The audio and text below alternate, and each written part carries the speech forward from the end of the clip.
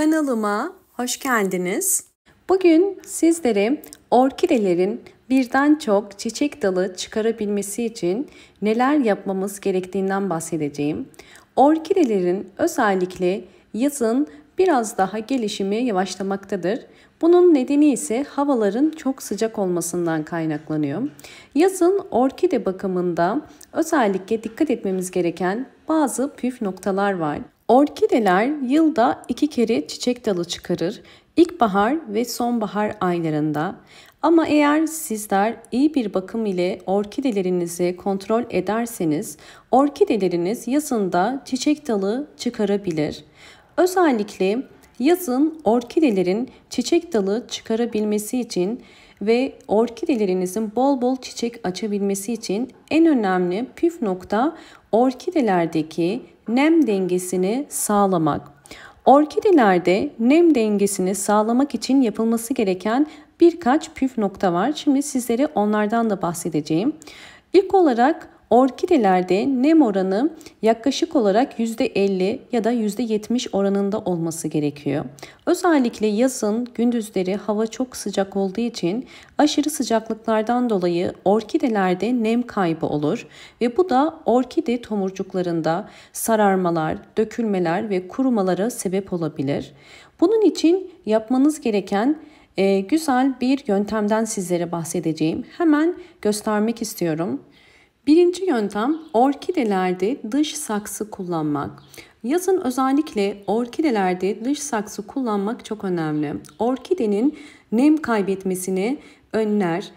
Özellikle orkideleriniz sadece şeffaf saksıda kaldığı zaman çok çabuk nem kaybedebiliyorlar. Çünkü sürekli doğrudan ışık aldığı için orkide nemi maalesef tutamıyor. Dış saksı kullanırken genelde bilinen orkidelerin kökten ışık alması gerekiyor. Eğer orkideler kökten ışık almazsa orkideler büyümez. Bu kesinlikle doğru bir bilgi değildir. Bunu ben de ilk zamanlarda yapıyordum. Fakat sonradan tecrübelerimle şunu anladım ki orkidelerde ikinci saksı kullandığınız zaman orkide köklerindeki kurumalar daha da gecikiyor. Çünkü ikinci saksı orkidede bir nem ortamı oluşturuyor. Etrafından orkidenin köklerinin direkt ışık alıp çabuk kurumasına engel oluyor. Orkidelerin sadece yapraklardan ışık alması orkidelerin gelişimi için yeterlidir. Zaten orkide tesislerinde de eğer görürseniz yüzlerce orkidenin yan yana olduğunu ve sadece yapraklarından ışık aldığını gözlemleyebilirsiniz. Özellikle yazın orkideleri daha sık sulamak gerekiyor. İkinci saksı kullandığınız zaman orkideleri çok sık sulamanıza gerek kalmıyor. Bakın bu şekilde orkidenizi dış saksıya koyduğunuz zaman orkideniz yazında nem kaybına uğramıyor. Dış saksı kullanırken dikkat etmeniz gereken, bakın bu şekilde mutlaka eliniz içine girecek şekilde geniş bir saksı olması gerekiyor. Eğer dar bir saksı kullanırsanız orkide gerekli nemi sağlamaz ve çok havasız kaldığı için kök çürümelerine sebep olabilir. Bu şekilde büyük bir saksı olması gerekiyor ki orkide kendine bir nem alanı oluşturabilsin. Bakın hemen diğerini de göstermek istiyorum. Bakın bu da ikinci bir orkidem. Gördüğünüz üzere kök gelişimi gayet güzel. Özellikle hava köklerine bakarak bu orkidemin neminin yeterli olduğunu anlayabilirsiniz. Bakın hem de yeni çiçek dalları çıkarıyor. Özellikle orkidelerde birden fazla boğum yerinden çiçek dalı çıkarabilmesi için yeteri neme sahip olması gerekiyor. Bakın görüyorsunuz boğum yerlerinden yeni çiçek dalları çıkıyor ve bu boğum yerlerinin sürekli nemli kalması gerekiyor. İkinci önemli yöntem ise orkidelerde nem oranını sağlamak için su kullanımı. Hemen bir püskürtme kabının içerisine suyumu koyuyorum. Size nasıl kullanacağımı da göstereceğim.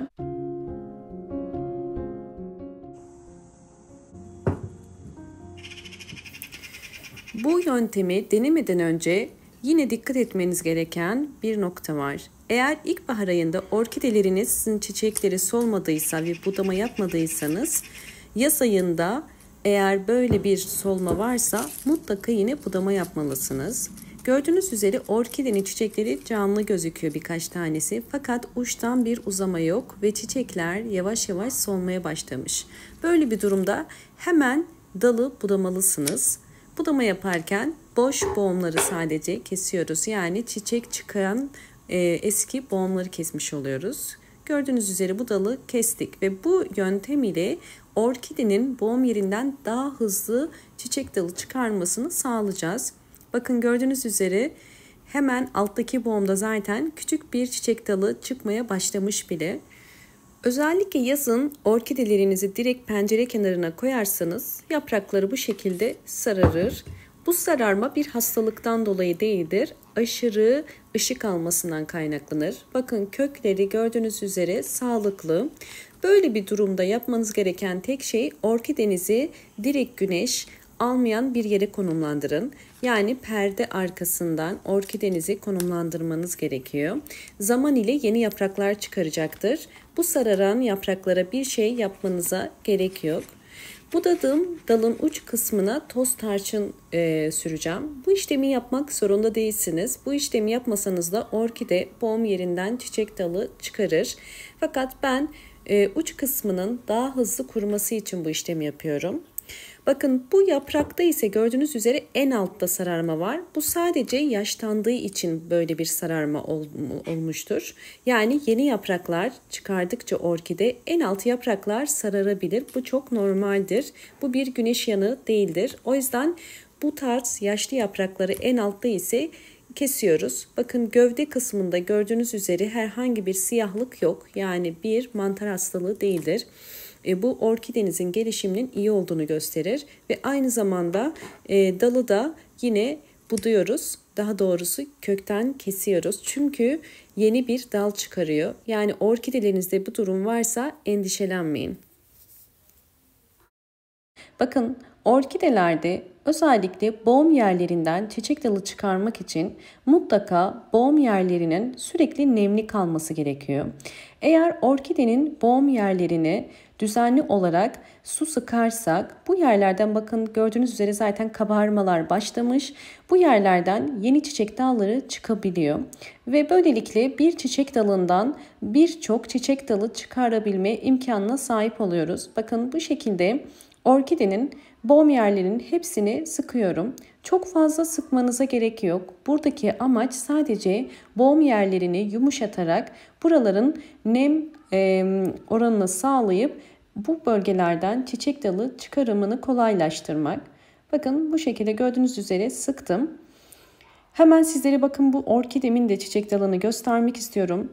Bir tanesi daha yeni boğum yerinden patlamış. Diğeri ise bakın küçük bir dal çıkmış. Buna da yine belirli aralıklarla sıkabilirsiniz.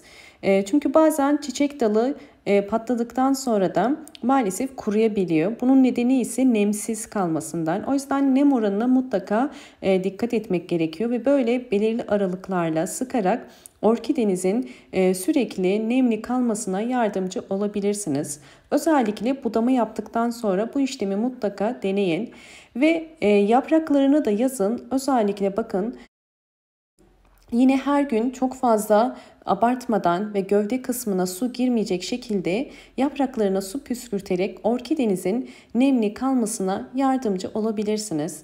Eğer bu işlemleri her gün yaparsanız kısa süre içerisinde orkideleriniz bakın bu şekilde hem yeni çiçek dalı çıkaracaktır hem de bir dalda birden fazla bakın gördüğünüz üzere çiçek dalı çıkarabilme ihtimali oluyor.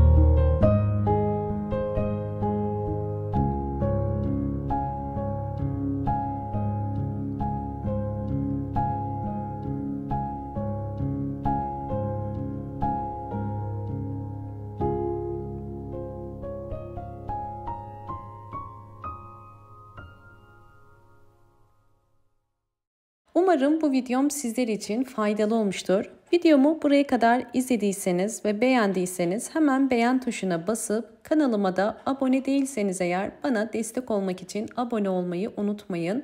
Bol bol yorumlar yapıp yorumlar kısmında da sorularınız varsa sorularınızı sorabilirsiniz. Hoşça kalın, sağlıkla kalın.